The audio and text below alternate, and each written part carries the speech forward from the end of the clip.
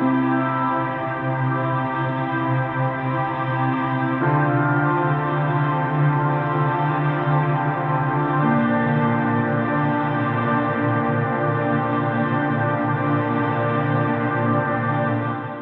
name is Steph Pi, and I'm a marathon runner.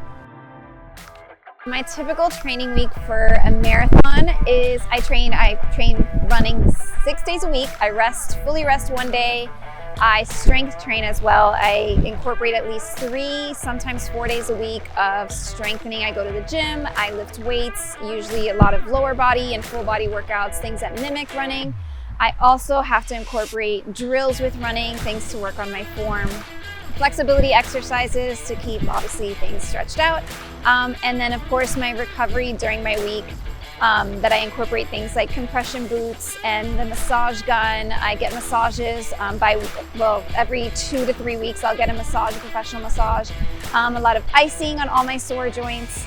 And that's pretty much my full training cycle for a marathon.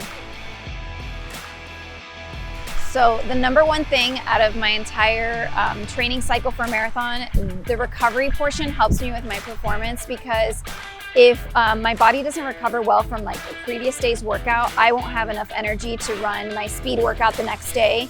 I won't be able to go to my full potential. So that's why the full rest day, the massages, all that stuff to keep myself loose and as low in inflammation and soreness as possible will help me perform my best for my next session.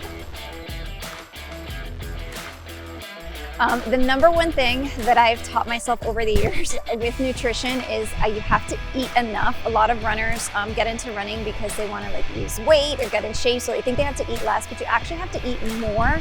But then you also have to focus on high quality calories. So a lot of like high carb diet, timing it around my runs. So a lot more carbs and calories before and after my runs for recovery, for that fuel to replenish my body. And then a lot of protein. So that's something that runners skimp on. I tend to try to like keep my protein up so I can keep my full strength. And yeah, a lot of calories.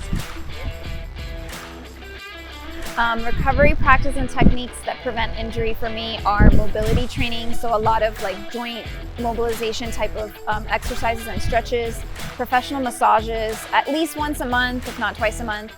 I also have things at home, my compression boots to compression socks that I wear after my harder runs. And then a big part of the recovery is the downtime and the rest days where you literally just vegetate all day. I'm actually self-coached. So I'm certified in run coaching, and I'm also a physical therapist, so I kind of created along the way. I have had a coach in the past, but I've worked better just training myself just because I know how to incorporate the strength training and all the recovery already from my education from school, and then from my certification as a run coach, I've been able to improve with my own coaching. Definitely the smartwatches and the Apple Watch, but more so the Garmin and Coros watches that I have. They track everything from my stride length to my cadence to how my foot is landing on the floor with they have foot pods you can put in your shoe, of course your pace, your distance ran, and then the most important thing that a lot of runners ignore is the heart rate. Training by heart rate is really important because you learn what effort you have to be for different runs, and that helps you improve as a runner. So for mental conditioning for racing, marathon racing, I tend to get very anxious and stressed out when a race is coming up, especially the week of the race is really stressful for me. So I have to constantly think of positive things. I tend to stress about things I can't control. So I like to teach my athletes and other runners, I motivate them to think of only what they can control on race day. You can't control things like weather. You can't control things like if you pick a course with a lot of hills or anything like that, you can't control that. So you just can control your own practice the week of the race, making sure you're recovering, your nutrition. Don't stress about all the things you can control. Stay positive and know that you've put in the work up to this point. Cross training helps with recovering your muscles. So incorporating things like, number one, the strength training, doing that at least a couple times a week to keep your muscles strong, especially muscles that don't get used as often in running. but also incorporating things like the bike, the elliptical, swimming, that all kind of helps your running muscles rest and then strengthen other muscles that need to kick in when your running muscles get tired for the end of races. That's how cross training really helps me. The best advice I can give to aspiring marathon runners is to gradually get into the sport. A lot of people go straight, I want to run a marathon, they go straight to the marathon. Start with 5K, then move yourself up to the 10K, half marathon. I love the running community, especially locally here in Miami, but also all cities have a running community, and that helps you like stick to your program. The partner really will help you train for a full marathon. It requires so much dedication and so much time. You can't skip days, so that's why having a good community around you really helps you kind of stick with the program. My fitness goals, especially with running, over the last several years has been a bigger priority to me. So I tend to kind of work my life around that, but I always have to set aside time for everything. Like I can't just wake up one day and say, okay, maybe I don't feel like running right now, I'll run later. No, I have to have a set schedule. I have to say like the hours from 7 to 9 a.m. is for my runs and my workouts. And then I just focus on my work the rest of the day.